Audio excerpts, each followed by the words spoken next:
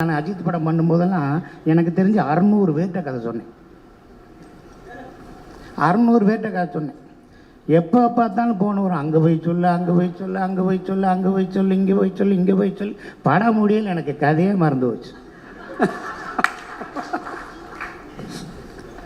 நான் பட்ட பாடு இருக்கு. ஐயா கேட்க நேர் பூசாரிட்டையெல்லாம் சொல்லியிருக்கேன், நல்லா பூஜை பண்ணுங்க, இந்த படம் ஓடணும்னு.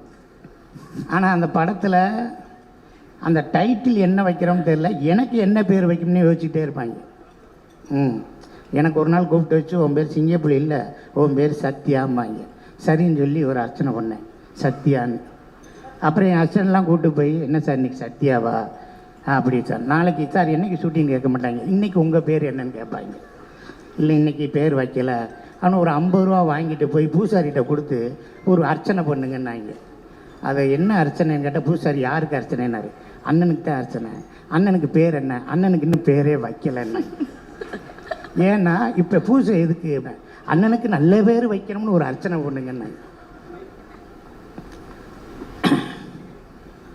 இந்த படம் ஸோ எனக்கு ரொம்ப எஸ்கே ப்ரொடக்ஷனில் டான் பண்ணேன், அது மிகப்பெரிய ஹிட்டு. பேஷன் ஸ்டுடியோ மகாராஜா பண்ணேன், பெரிய ஹிட்டு. இந்த சென்டிமெண்ட்டை எனக்கு மிகப்பெரிய எழுச்சியையும் எனக்கு கொடுத்துருக்கு.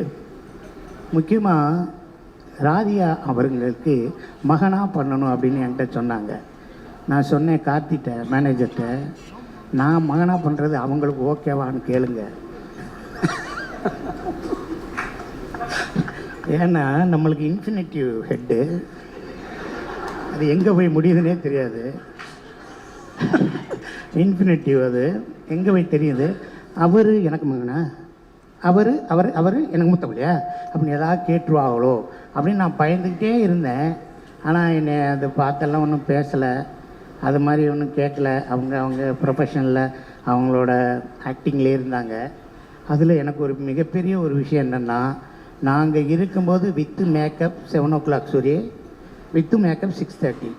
மேனேஜர் ஃபோன் பண்ணுறது, sir with makeup 6:30, sir with makeup 7 o'clock அப்படிம்பாங்க. அங்கேருந்து நம்ம வரணும். ஆனால் ராதியா மேடம் வந்தாங்கன்னா அவங்க மேக்கப்புக்கு 3 மணி நேரம் ஆகும்ல, அப்போ தான் நான் காம்படிஷன் ஆரம்பிக்கும். அப்போ 11 மணிக்கு வாங்கம்பாங்க.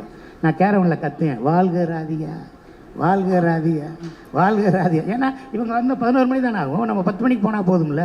இன்றைக்கி ராதியா மேடம் ஊருக்கு போயிட்டாங்கன்னா திக்குனாயிரும், ஐயோ வித்து மேக்கப் 6:30.